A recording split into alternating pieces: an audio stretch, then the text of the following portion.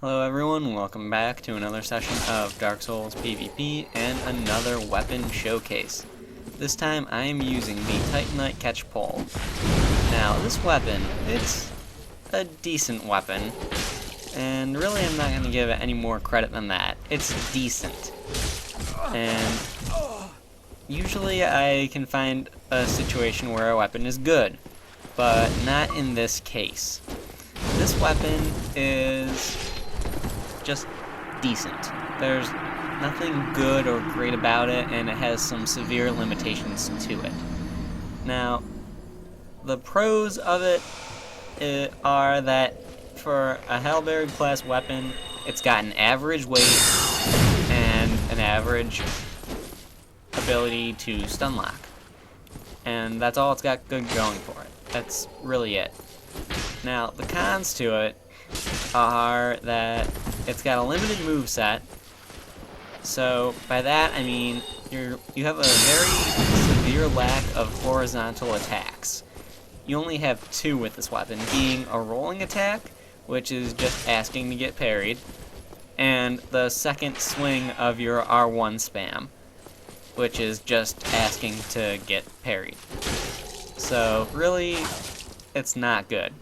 You have a very severe lack of horizontal attacks, and that really puts you at a disadvantage.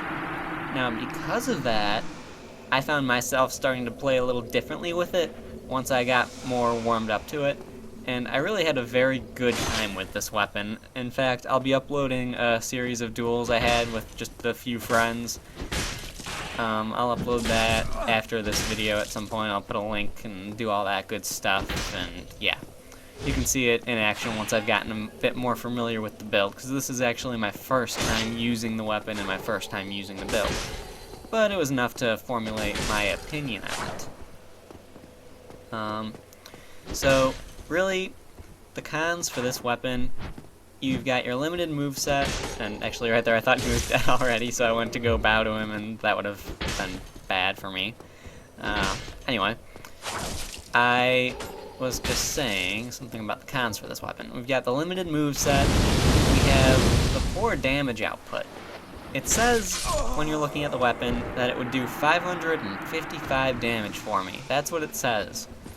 And in reality, it does 180 something when it's one-handed, and 296 I believe that was, when two-handed. Around there? Yeah, 296. So really that's not too great. That's really not good at all for a halberd class weapon to be hitting.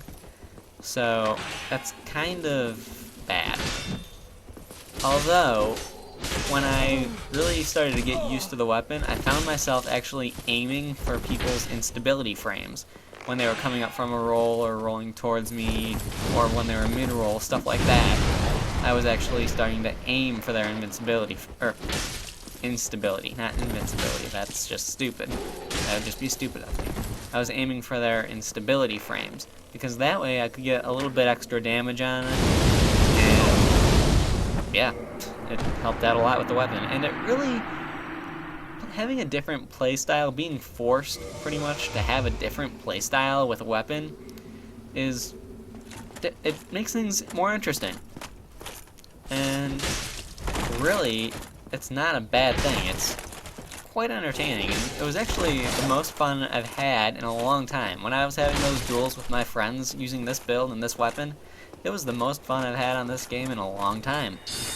Just something about fat rolling and being forced to play differently than I have been, it was really somewhat refreshing. Right there, you can see I got a running attack on him while he was in his instability frame, and I got him with 492. So this weapon does have some good potential to deal good damage.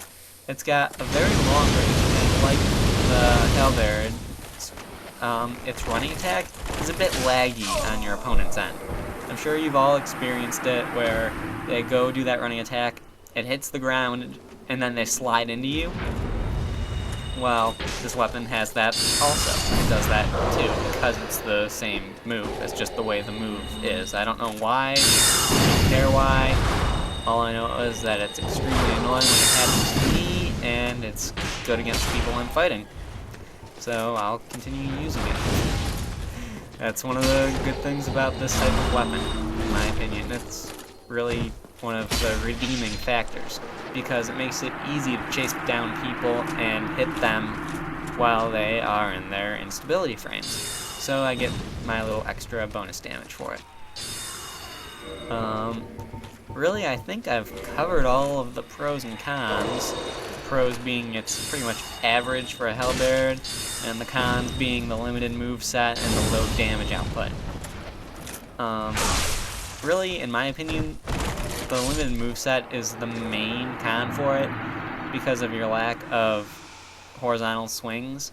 I mean, you don't have a jumping attack. You've got your R2 jumping attack, but you don't have a regular push forward R2 to do a regular jumping attack. It just replaces it with your R2. It can't be done. So that's kind of limiting, and it's really a bit annoying, because if you had a jump forward horizontal swing slash thingy like you do with the majority of the other halberd weapons, then that'd be a lot better. It would make this weapon quite a bit better. So that's just my opinion on things. And right here he's got that red tier stone active, and that's just bad news for me. It's never a good thing to be fighting someone with a large weapon and a red tier stone active. And actually, this is one of my friends, Centipede Demon, and he was one of the people that I had some matches with, so you'll be seeing more of him shortly. So, yeah, it's good stuff. Good stuff, and, you know, I knew that rolling attack was coming. I knew it was a matter of time.